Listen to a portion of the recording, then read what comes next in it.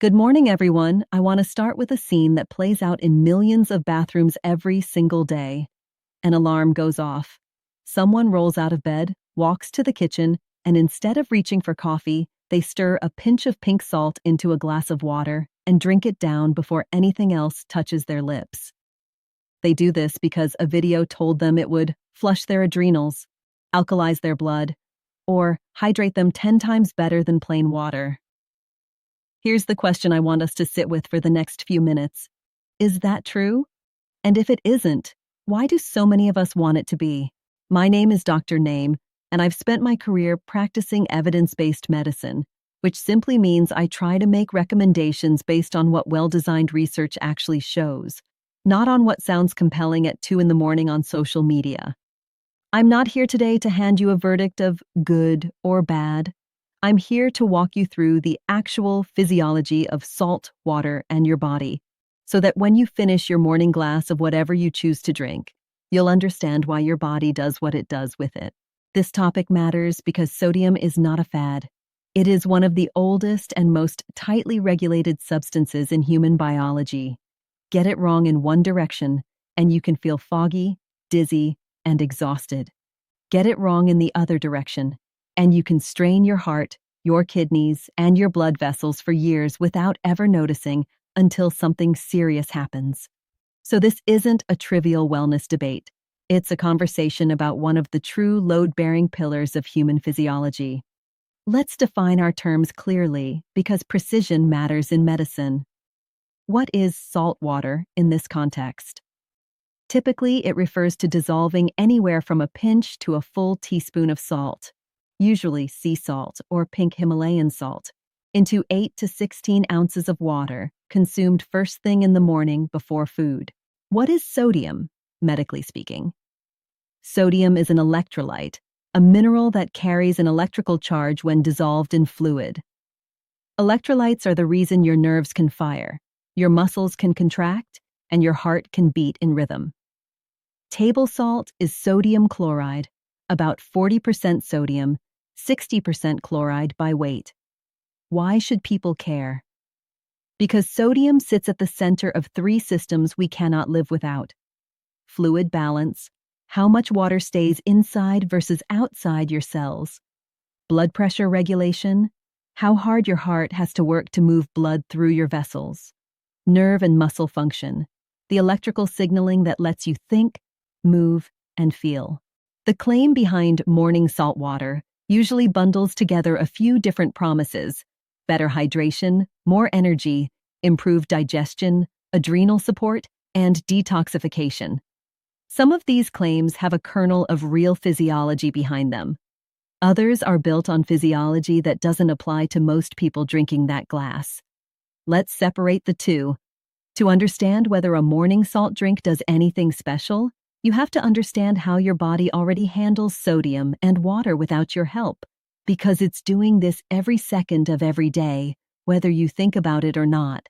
Picture your body as a city made of trillions of tiny walled compartments, your cells, connected by canals of fluid.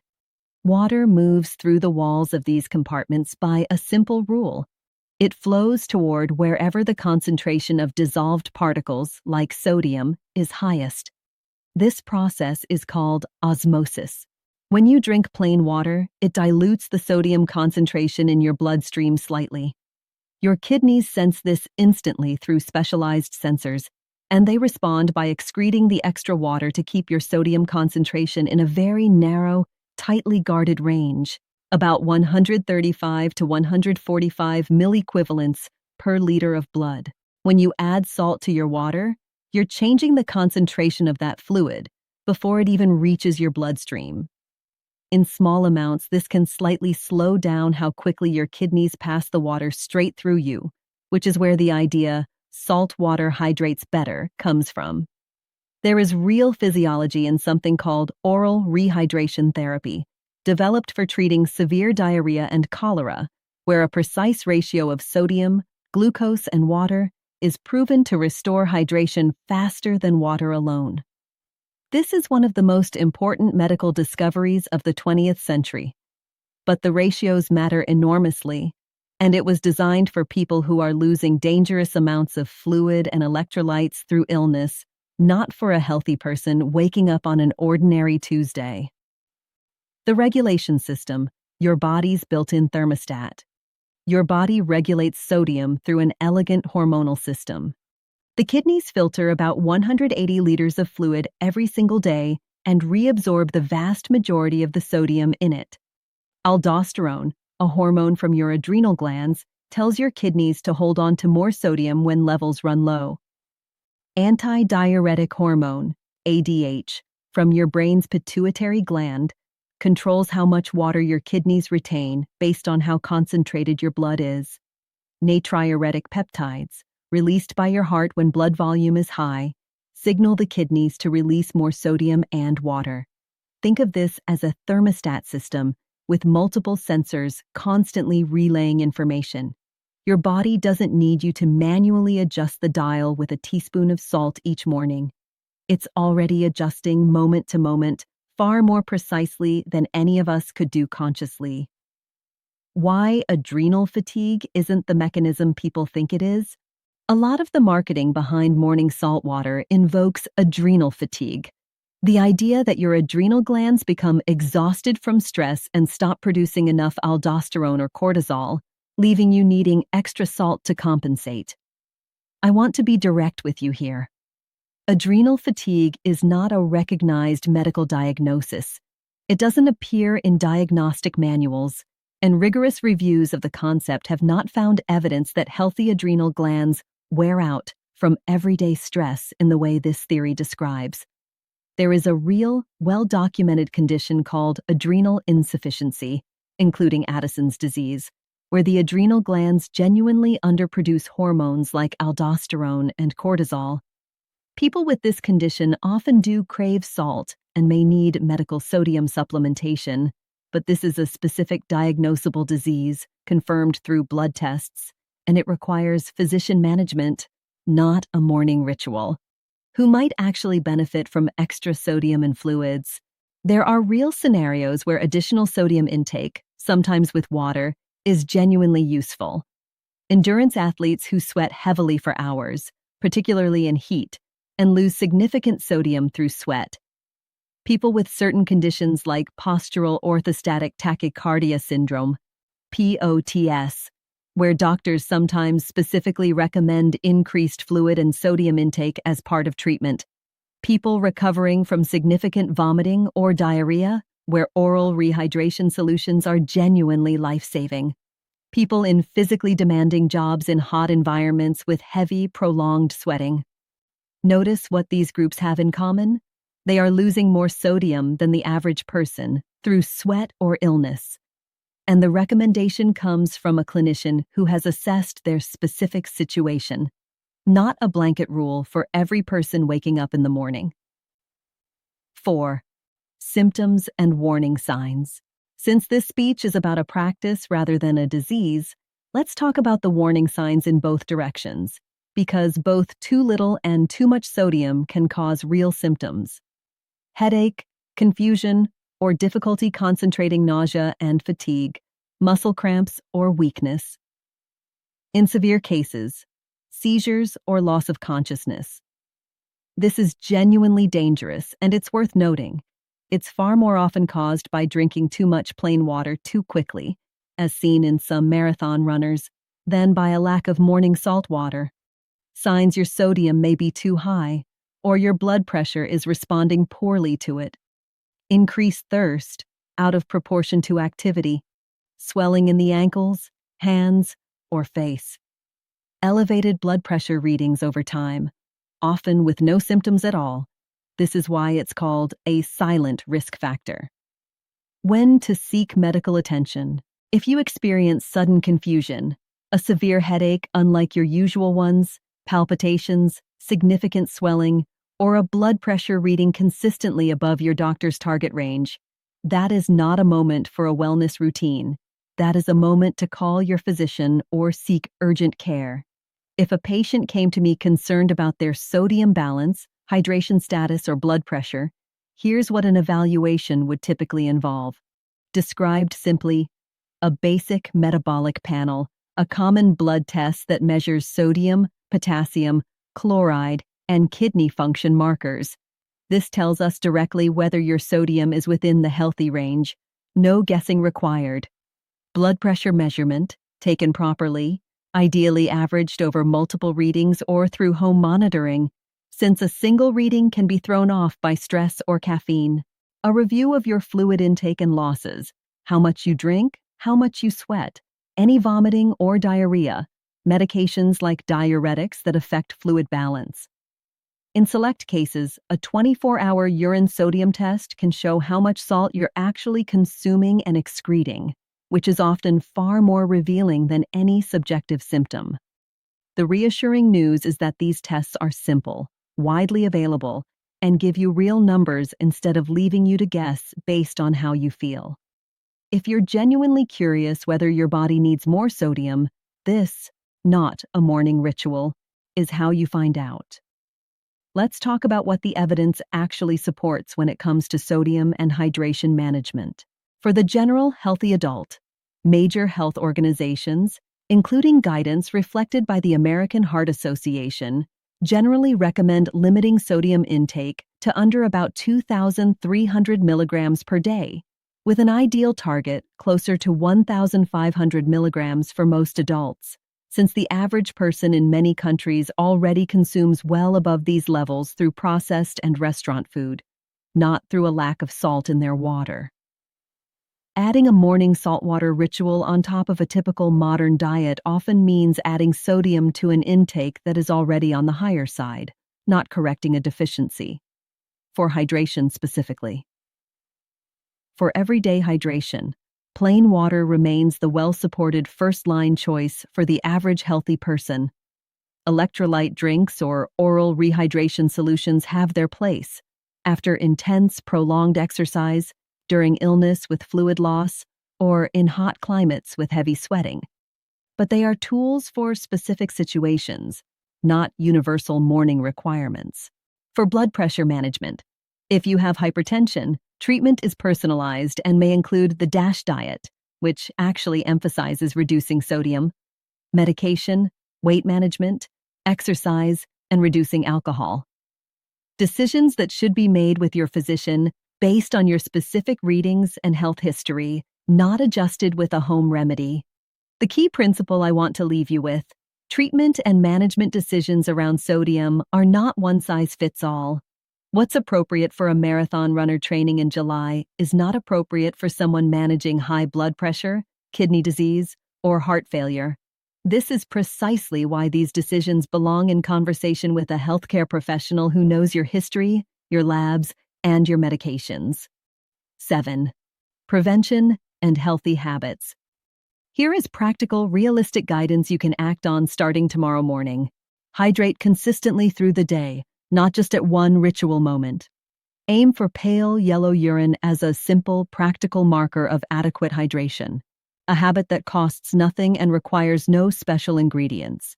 Pay attention to hidden sodium, not just the salt shaker. The overwhelming majority of sodium in most people's diets comes from processed foods, canned soups, deli meats, and restaurant meals, not from salt added at home. Reading nutrition labels will teach you more about your sodium intake than any morning ritual will. Match your sodium and fluid intake to your actual activity. If you're sweating heavily through exercise, heat, or physical labor, replenishing both fluids and electrolytes makes physiological sense. If you're sitting at a desk, your needs are different. Get your blood pressure checked regularly, even if you feel fine. High blood pressure is famously symptomless until it isn't, and knowing your numbers is more powerful than any assumption about what your body needs. If you're curious about a specific health claim, ask your doctor directly and bring the source with you. It is a completely reasonable, welcomed question in any good doctor-patient relationship. We would always rather answer that question than have you guess. Build sustainable morning habits around what actually correlates with long-term health. Consistent sleep, morning light exposure, regular movement, and a balanced breakfast. These have a far larger body of evidence behind them than any single beverage ritual. 8. Common myths and misconceptions. Let's address a few claims directly and honestly. Myth: morning salt water hydrates you better than plain water. Reality: for a healthy person who isn't losing large amounts of fluid through sweat or illness, plain water is well absorbed and effectively hydrating on its own. The sodium-glucose water ratios that meaningfully improve rehydration were developed for people in fluid-depleted states, like severe diarrheal illness, not for routine morning use. Myth: it flushes toxins from your body. Reality: your liver and kidneys are constantly filtering and processing waste products, independent of any morning drink.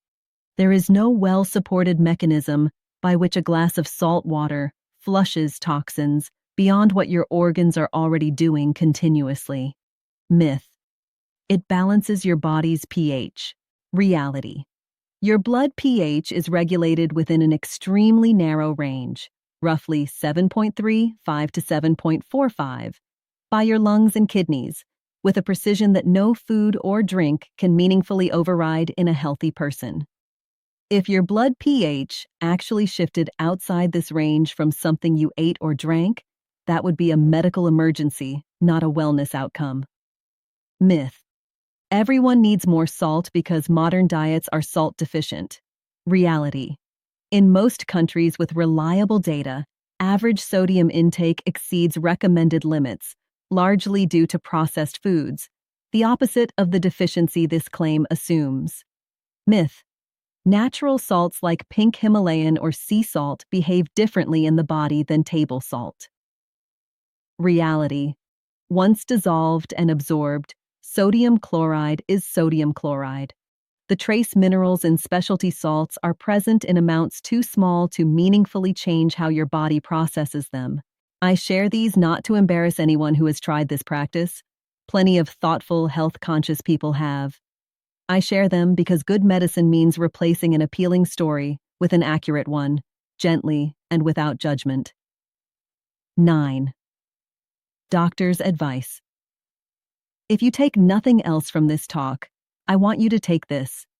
Your body is not a machine that's failing you and waiting for a secret ingredient.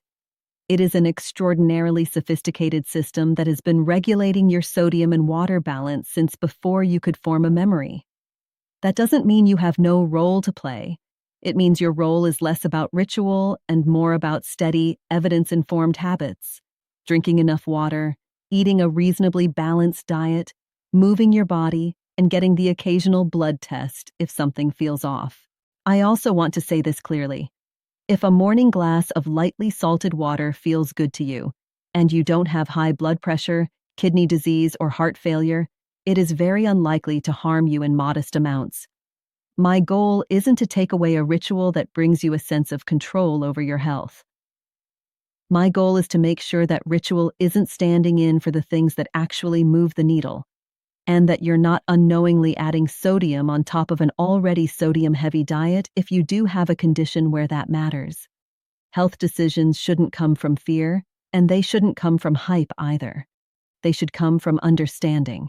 And understanding is something I hope this talk has given you a little more of today. So, should you drink salt water every morning?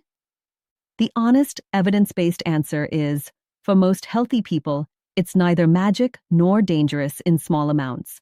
It's simply unnecessary because your kidneys, adrenal glands, and brain are already managing your sodium and water balance with a precision no morning ritual can improve upon.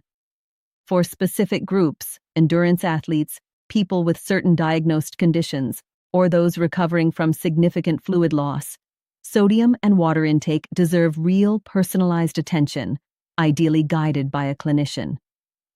The real takeaway isn't about salt at all. It's this: your body is always speaking to you through hard numbers, a blood pressure cuff, a lab result, a symptom worth naming out loud to your doctor.